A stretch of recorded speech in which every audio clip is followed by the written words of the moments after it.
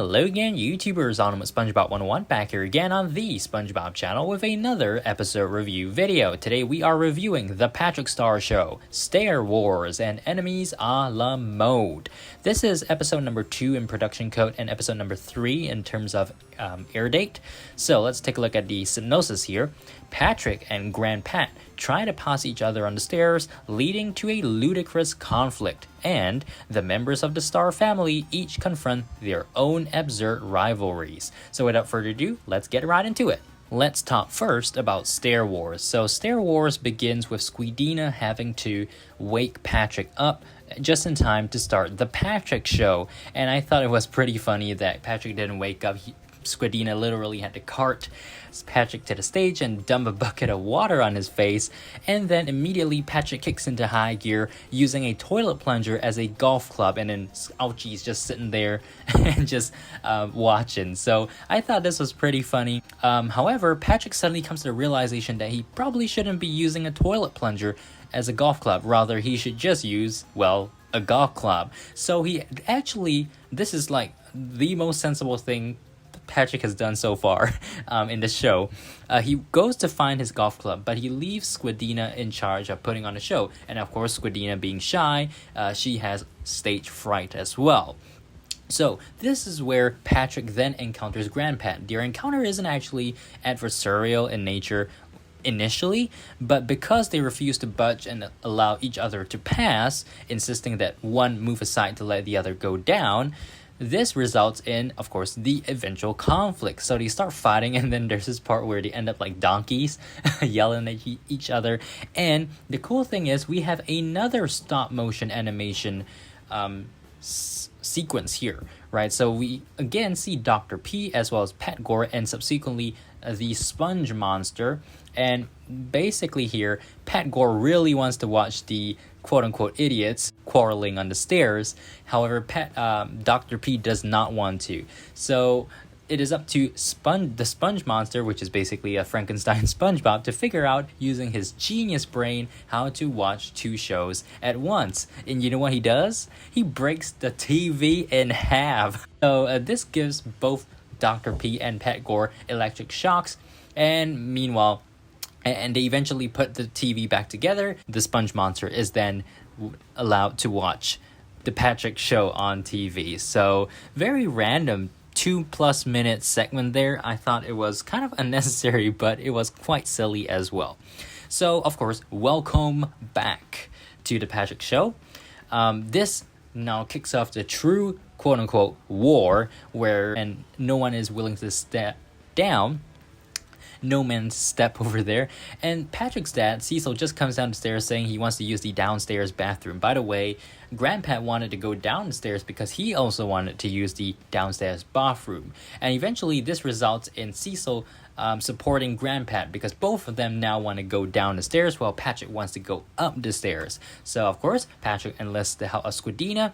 They start fighting with mops, and then Bunny from the top floor sees the conflict, but instead of trying to stop it, she just goes outside and she finds another way to Squidina and Patrick through a portrait beside the front door, because the front door is locked. And I thought this was so ridiculous, but it's useful, you know. So instead of hiding like a spare key under the floor mat, you could always have like a secret door beside the real door to get in terms of in cases of emergencies. So cool things. And then Bunny does reach them eventually, and guess what? Instead of stopping them from fighting, she offers them jelly sandwiches. So everyone takes a break from fighting. They start eating their jelly sandwiches, and once that is over, it is time to get back to the battle. And this time, it's not just Patrick and Grandpat fighting. We have, well, various members of Bikini Bottom just standing by there on either side waiting to fight. And how in the world did they get into the house in the first place? And why are the stairs in Patrick's house so wide?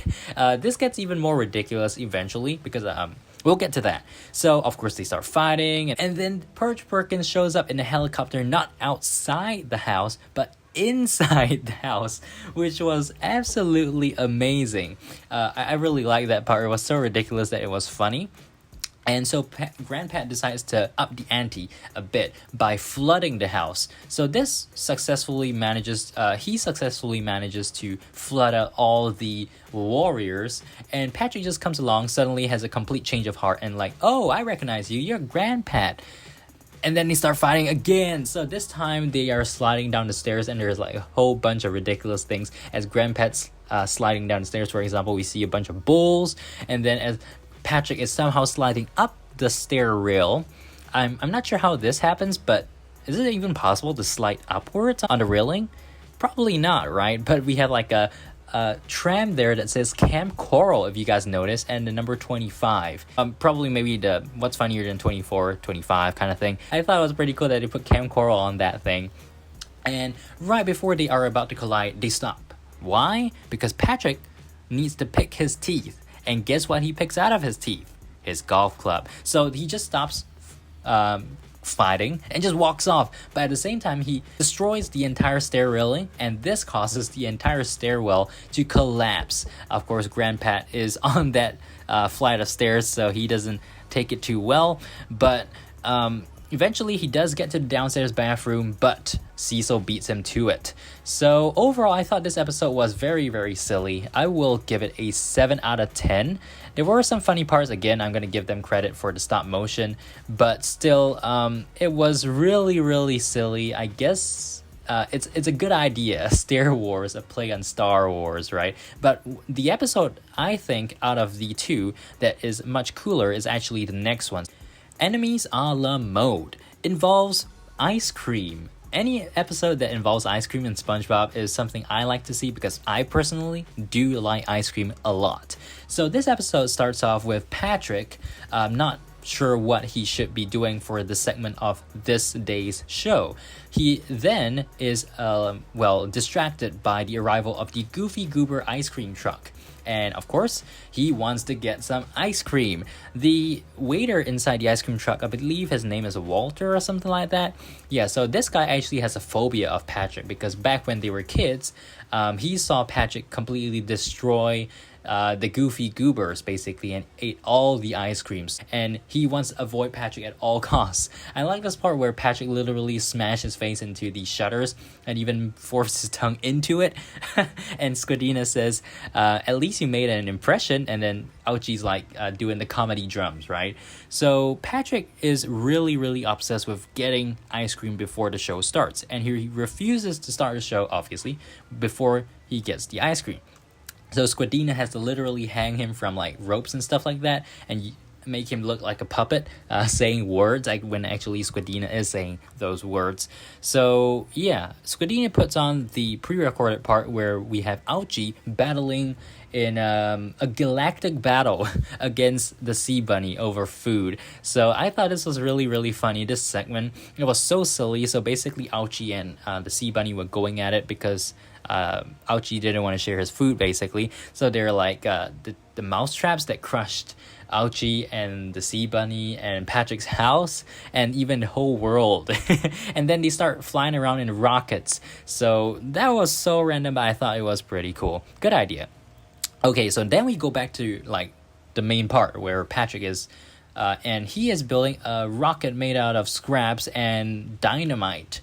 Probably ain't too safe to be using that kind of rocket. We then see Bunny Star. Squidina goes over to Bunny and asks her if she has any enemies. And basically her enemy in this case is the toaster.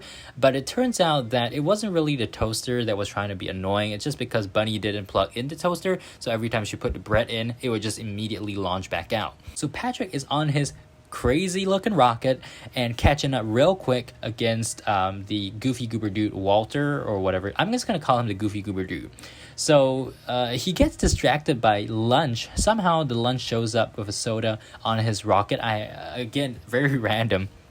And the chase continues. So now we go back to the Star residence where Squidina goes over to Grandpat, and Grandpat's rival in this case is time. Therefore, Grandpat really loves to smash clocks, and there's a whole montage of him smashing stuff along with Squidina smashing clocks. So my favorite part of it was basically he dropped the entire piano on I don't think it's a pocket watch, but yeah, basically a clock. I thought this was super funny, and it reminded me of course, Fear of a Krabby Patty. I always like seeing these ridiculous parts where they drop the grand piano. Fear of a Krabby Patty obviously had the most obvious and hilarious version of that. So, now that they've smashed a whole pile of clocks, Patrick smashes right through the wall with his rocket, and Grandpat actually hears out what Patrick has to say and what Patrick is unhappy about. So Grandpat tells the story of ice cream prohibition, obviously referring to the real-life prohibition of alcohol in the United States in the 1920s. So basically they made this whole black and white sequence of it, which I thought was really cool.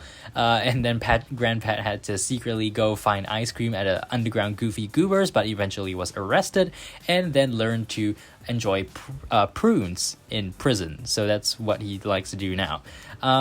Yeah, so I thought this scene was really, really cool and creative. So now, and the best part is Grandpat eventually wants to offer Patrick some ice cream, but they run off.